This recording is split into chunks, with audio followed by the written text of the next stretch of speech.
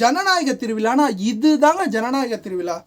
இந்த 2024 election start ஆனதுலேருந்து முடிஞ்சு result வர வரைக்குமே நான் என்ன நினச்சிக்கிட்டு இருந்தேன்னா, கண்டிப்பாக பிஜேபி தான் பெரும்பான்மையான இடங்களில் ஜெயிச்சு அவங்க தான் ஆட்சி அமைப்பாங்க அப்படின்னு சொல்லி நான் நினச்சிட்டு இருந்தேன். இப்போவும் அதானே அஜித் நடந்திருக்கு. 292 தொகுதியில் பிஜேபி கூட்டணி ஜெயிச்சு அவங்க தானே ஆட்சி அமைக்க போகிறாங்க அப்படின்னு சொல்லி நீங்கள் கேட்பீங்க. அவங்க ஆட்சியை அமைச்சாலும் எப்போ வேணால் அந்த ஆட்சி கவிழ்ந்து கீழே விழுறதுக்கு வாய்ப்புகள் இருக்குது. ஸோ அந்த மாதிரி ஒரு ட்விஸ்டடான ஒரு விஷயந்தான் இந்த ஒரு எலெக்ஷனில் நடந்திருக்கு. ஸோ இந்தியாவோட அரசியலே அப்படியே புரட்டி போட்டிருக்கு அப்படின்னு தான் நம்ம சொல்லி ஆகணும். இங்கே ஜெயித்தது பிஜேபியோ காங்கிரஸோ கிடையாதுங்க, நம்ம மக்கள் ஜனநாயகம் தான் இங்கே ஜெயிச்சிருக்குது. ஸோ அது என்ன அப்படின்றத பார்க்க போகிறோம். அது மட்டும் இல்லாமல் பிஜேபி நிறைய தில்லுமுள்ளு பண்ணி தானே அஜித் இந்த எலெக்ஷனில் ஜெயிச்சிருக்கிறாங்க. நிறைய ஓட்டிங் மெஷினில் நிறைய குளறுபடி நடந்துச்சு. அது மட்டும் இல்லாமல் நிறைய பார்த்தீங்க அப்படின்னா எக்ஸிட் போல் கருத்து கணிப்பாக இருக்கட்டும், இல்லை ப்ரீ எலெக்ஷன் கருத்து கணிப்பாக இருக்கட்டும், எல்லாமே பிஜேபிக்கு சாதகமாக தானே இருந்துச்சு. அதையும் தாண்டி பார்த்தீங்க அப்படின்னா நிறைய பணம் உள்ளே விளாண்டுருக்குது. நிறைய இடங்களில் சிசிடிவியாக ஒர்க் ஆகலை இப்படின்னு சொல்லியும் நிறைய பார்த்தீங்க அப்படின்னா குற்றச்சாட்டை வச்சுக்கிட்டு இருந்தாங்க.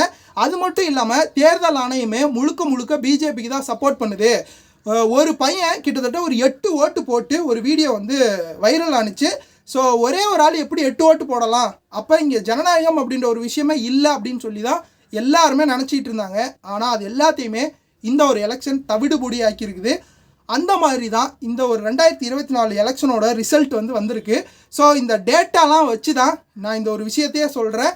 கண்டிப்பாக இந்த வீடியோ முடியெல்லாம் பார்த்தீங்க அப்படின்னா இங்கே ஜெயித்தது பிஜேபியோ காங்கிரஸோ கிடையாது, மக்களாகிய நம்ம தான் அப்படின்றது தெளிவாக உங்களுக்கு தெரிய வரும். ஸோ ஒன்று ஒன்றா நம்ம பார்க்க ஆரம்பிப்போம். முதல் விஷயம், 2024 தேர்தல் ஏன் இம்பார்ட்டன்ட் அப்படின்னு கேட்டிங்கன்னா, இதுக்கு முன்னாடி 2014 தேர்தலில் பார்த்தீங்க அப்படின்னா பிஜேபி கிட்டத்தட்ட 336 சீட்டு அந்த கூட்டணி ஜெயிச்சிருந்தாங்க. 2019 பார்த்தீங்க அப்படின்னா 353 சீட்டு ஜெயிச்சு ஆட்சி அமைச்சாங்க. ஸோ 2014 இருக்கட்டும் 2019 இருக்கட்டும் அந்த ஒரு ரிசல்ட்டில் தான் பார்த்தீங்க அப்படின்னா பிஜேபி என்ன சொல்லியிருந்தாங்கன்னா, நாங்கள் கண்டிப்பாக 400 இடங்களுக்கு மேலே ஜெயிப்போம் அப்படின்ற மாதிரி சொல்லியிருந்தாங்க. பிரசாந்த் கிஷோருமே அதை தான் சொல்லியிருந்தார். கண்டிப்பாக பிஜேபி 300+, 370+ சீட்டில் ஜெயிச்சு தான் அவங்க தான் ஆட்சி அமைப்பாங்க அப்படின்ற மாதிரி சொல்லியிருந்தாங்க. ஆனால் இப்போ நடந்திருக்கிறது என்ன அப்படின்னா, வெறும் 292 சீட்டு தான் பார்த்தீங்க அப்படின்னா பிஜேபி கூட்டணி, தேசிய ஜனநாயக கூட்டணி ஜெயிச்சிருக்கிறாங்க. அதில் இண்டிவிஜுவலாக பார்த்தீங்க அப்படின்னா வெறும் 240 சீட்டு தான் பிஜேபி ஜெயிச்சிருக்கிறாங்க. இந்த சைடு இந்தியா கூட்டணி அப்படின்னு சொல்லி வந்தோம் அப்படின்னா 234 சீட்டு ஜெயிச்சிருக்கிறாங்க. அதில் குறிப்பாக காங்கிரஸ் பார்த்தீங்க அப்படின்னா 99 சீட்டு ஜெயிச்சிருக்கிறாங்க. ஸோ இதர கட்சிகள் இதர ஒரு கூட்டணியோடு சேர்த்து தான் 234 தொகுதி. இப்போ இதில் என்ன நடக்க வாய்ப்புகள் இருக்குது அப்படின்னு பார்த்தீங்கன்னா, எப்போ வேணால் பிஜேபி கூட்டணி சரிஞ்சு விழுந்து இந்தியா கூட்டணி ஜெயிக்கிறதுக்கு வாய்ப்புகள் இருக்குது. ஸோ பீகார் முதலமைச்சர் நிதிஷ்குமாராக இருக்கட்டும், இல்லை ஆந்திராவில் இப்போ ஆட்சிக்கு வரப்போகிற சந்திரபாபு நாயுடுவாக இருக்கட்டும், இவங்க 2 பேருமே பார்த்தீங்க அப்படின்னா இப்போ தான் பிஜேபி கூட கூட்டணி வச்சுருக்கிறாங்க. அது மட்டும் இல்லாமல் சந்திரபாபு நாயுடும் மோடியும் வாழ்த்து தெரிவிச்சிட்டாங்க. ஆனால் நிதிஷ்குமாரும் மோடியும் இன்னும் வரைக்கும் வாழ்த்து தெரிவிக்கல. ஸோ இதெல்லாம் அடிப்படையில் வச்சு தான் எப்போ வேணால் இந்த சந்திரபாபு நாயுடுவாக இருக்கட்டும், அது மட்டும் இல்லாமல் நிதிஷ்குமாராக இருக்கட்டும், இவங்க 2 பேருமே மாறி இந்தியா கூட்டணிக்கு வந்தாங்க அப்படின்னா அது 2 வருஷமாக இருக்கலாம், 4 வருஷமாக இருக்கலாம், இல்லை 4.5 வருஷமாக இருக்கலாம். பிஜேபி அந்த ஒரு அரசாங்கம் சரியில்லை அப்படின்னு சொல்லி இவங்க மாறி வர்றதுக்கு வாய்ப்புகள் இருக்குது. ஆனால் இன்னும் வரைக்கும் சந்திரபாபு நாயுடு என்ன சொல்கிறாருன்னா, நாங்கள் பிஜேபி கூட தான் கூட்டணி வச்சுருக்கிறோம், நாங்கள் எப்பயுமே அவங்க கூட தான் இருப்போம் அப்படின்ற மாதிரி சொல்கிறாங்க. ஆனால் கால சூழ்நிலைகள் தான் இதில் எல்லாத்துலேயுமே முடிவு அப்படின்ற ஒரு விஷயத்தை தேர்ந்தெடுக்கும். கண்டிப்பாக எப்போ வேணால் ஆட்சி கவரலாம். இது ஒரு சைடு இருந்துட்டாலும் இந்த பிஜேபி தில்லுமுள்ளு தானே அஜித் பண்ணியிருக்காங்க அப்படின்னு சொல்லி எல்லாருமே நினச்சிட்டு இருப்போம். ஆனால் இங்கே இந்த ஒரு எலெக்ஷன் கமிஷன், தேர்தல் ஆணையம் அப்படின்றவங்க ரொம்ப சரியாக இருக்கனால தான் இன்றைக்கி ஜனநாயகம் அப்படின்ற ஒரு விஷயம் ஜெயிச்சிருக்கு. ஸோ மக்கள் எப்போ வேணால் எந்த நேரத்தில் வேணால் யாரை வேணால் எப்படி வேணால் தூக்கி அடிக்கிறதுக்கு, எப்படி வேணால் ஆட்சியை மாற்றுறதுக்கு மக்கள் ரெடியாக இருக்காங்க அப்படின்றது இந்த ஒரு எலெக்ஷன்லேருந்து தெரிஞ்சிருக்குது. ஸோ என்ன அஜித் இப்படி சொல்கிறீங்க அப்படின்னு கேட்டிங்கன்னா, ஆமாங்க, கிட்டத்தட்ட நம்ம இந்தியாவில் 90 கோடிக்கு மேலே வாக்காளர்கள் இருந்தாங்க. அதில் 60% மக்கள் தான் வாக்கு செலுத்தி இருந்தாங்க. ஆனால் இப்படி வாக்கு செலுத்திட்டாலுமே பார்த்தீங்க அப்படின்னா அதை ரொம்ப ப்ராப்பராக கையாண்டது தேர்தல் ஆணையம். ஸோ இந்த எலெக்ஷனில் தான் அதிகப்படியான செலவுகளும் ஆகிருக்குது. இதெல்லாம் ஒரு பக்கம் இருந்துட்டால் கூட எலெக்ஷன் கமிஷன் பிஜேபிக்கு தான் ஒட்டுமொத்தமாக சப்போர்ட்டில் இருக்கிறாங்க அப்படின்னு சொல்லி நிறைய பேர் குற்றங்களை வச்சுருந்தாங்க. அது மட்டும் இல்லாமல் கேரளாவில் வந்து பார்த்திங்க அப்படின்னா இந்த மாதிரி வாக்குப்பதிவு நடக்கும்போது வந்து பார்த்திங்க அப்படின்னா ஃபுல் அண்ட் ஃபுல் வந்து எந்த பட்டன் அழுத்தினாலுமே பிஜேபிக்கு தான் ஓட்டு விழுது.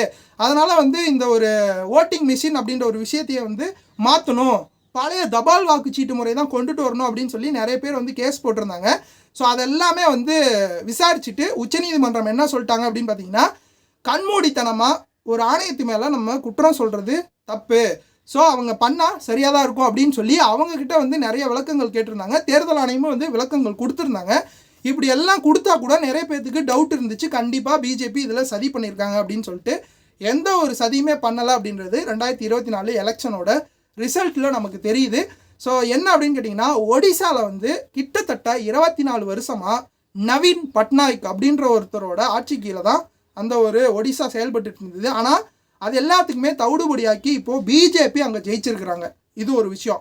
ரெண்டாவது விஷயம் என்ன அப்படின்னு கேட்டிங்கன்னா, உத்தரப்பிரதேசத்தில் அயோத்தியில் ராமர் கோயில் கட்டி அந்த ஒரு விஷயத்தை ட்ரெண்டாக்கி ஒட்டுமொத்த இந்தியாவுமே ஃபுல் அண்ட் ஃபுல் ஹிந்துக்கு தான் சப்போர்ட்டாக இருப்பாங்க, பிஜேபி தான் ஜெயிப்பாங்க அப்படின்ற மாதிரி நினச்சிட்டு இருக்கும்போது உத்தரப்பிரதேசத்தில் பிஜேபி அப்படியே தோத்துட்டாங்க. காங்கிரஸ் தான் வந்து இந்த டைம் ஜெயிச்சிருந்தாங்க. ஸோ இது ரெண்டாவது விஷயம். மூணாவது விஷயம் என்ன அப்படின்னு கேட்டிங்கன்னா, தமிழகத்தில் காணலூன்றணும் அப்படின்னு சொல்லிட்டு ஏகப்பட்ட முயற்சிகளை வந்து பிஜேபி பண்ணியிருந்தாங்க. ஆனால் கோயம்புத்தூரில் அண்ணாமலை போட்டியிட்ட ஃபஸ்ட்டு ஒரு சுற்று எலெக்ஷன் அந்த ரிசல்ட்லேயே வெறும் ஒரே ஒரு வாக்கு மட்டும்தான் வந்து அண்ணாமலை வாங்கியிருந்தார். ஸோ இது மூலியமாக வந்து பார்த்திங்க அப்படின்னா பிஜேபி தில்லு முள்ளு பண்ணலை அப்படின்னு சொல்லலாம். அது மட்டும் இல்லாமல் தமிழ்நாட்டில் கிட்டத்தட்ட 40 தொகுதிகளை வந்து பார்த்திங்க அப்படின்னா இந்த ஒரு டிஎம்கே கூட்டணி தான் வந்து ஜெயிச்சிருக்கிறாங்க. ஸோ இப்படிலாம் பார்க்கும்போது எந்த ஒரு ஆப்போசிட் பார்ட்டியுமே வந்து ஜெயிக்கலை. ஓகேங்களா, என்டிகேவாக இருக்கட்டும், இல்லை பிஜேபியாக இருக்கட்டும், இல்லை ஏடிஎம்கேவாக இருக்கட்டும், யாருமே ஜெயிக்கலை. முழுக்க அப்படியே ஒயிட் வாஷ் பண்ணி டிஎம்கே கூட்டணி ஜெயிச்சிட்டாங்க. ஸோ இதிலேருந்து நமக்கு தெரியுது பிஜேபி எந்த ஒரு பிளேவும் இங்கே பண்ணலை. முழுக்க ஜனநாயகம் தான் கரெக்டாக இருந்திருக்கு. முழுக்க தேர்தல் கமிஷன் தான் ப்ராப்பராக செயல்பட்டுருக்காங்க அப்படின்றது தெரியுது. ஸோ யாருமே வந்து கண்மூடித்தனமாக இந்த ஒரு எலெக்ஷன் கமிஷனை வந்து குறை சொல்லக்கூடாது அப்படின்றதுல ஒரு பாடமாக நானுமே இதில் கற்றுக்கிறேன். அது மட்டும் இல்லாமல் ராகுல் காந்தி வந்து பார்த்திங்க அப்படின்னா 2 இடங்களில் ஜெயிச்சிருக்கிறாங்க. ஒன்று வந்து வயநாடு, இன்னொன்று வந்து ரேபரேலி அப்படின்ற 2 தொகுதியில் ஜெயிச்சிருக்காங்க. ஸோ இப்படி ஜெயிச்சிட்டாலும் கூட ஏதாவது ஒரு தொகுதியில் வந்து அவர் ராஜினாமா பண்ணி தான் ஆகணும். அதையும் தாண்டி வந்து பார்த்திங்க அப்படின்னா என்டிகே இந்த ஒரு எலெக்ஷனில் நாம் தமிழர் கட்சி புதுசாக ஒரு சின்னத்தை வாங்கிக்கிட்டு உள்ளே வந்தாங்க. ஸோ அவங்கக்கிட்ட இந்த விவசாய சின்னம் போயிடுச்சு. ஆனால் அதுக்கு பதிலாக மைக் சின்னம் கொடுத்துருந்தாங்க. மைக் சின்னம் கொடுக்கப்பட்டாலுமே இன்றைக்கி கிட்டத்தட்ட 8% வந்து வாக்கு அப்படின்ற ஒரு விஷயம் அவங்களுக்கு அதிகரிச்சிருக்கு. இதனால் வந்து பார்த்திங்க அப்படின்னா அவங்க ஒரு மாநில கட்சியாக வந்து அங்கீகரிக்கப்பட போகிறாங்க. ஸோ இதிலேருந்து நமக்கு என்ன தெரியுது அப்படின்னு பார்த்தீங்கன்னா, கண்டிப்பாக பிஜேபி இந்த ஒரு ப்ளே பண்ணலை, இவங்க ஒரு சதி பண்ணலை அப்படின்றது இதிலேருந்து நல்லாவே தெரியுது. ஸோ ஒரு புதுசாக ஒரு சின்னம் வருது அப்படின்னா ஈஸியாக வந்து தில்லுமுள்ளு பண்ணியிருந்தாங்கன்னா அவங்க காணாமலே போயிருக்கலாம் இல்லையா. ஆனால் இந்தளவுக்கு ஒரு ப்ராப்பராக கரெக்டாக இருந்தனால தான் ஒரு கட்சி வந்து வளர்ந்துருக்கு, ஒரு கட்சி வந்து அங்கீகரிக்கப்படுது.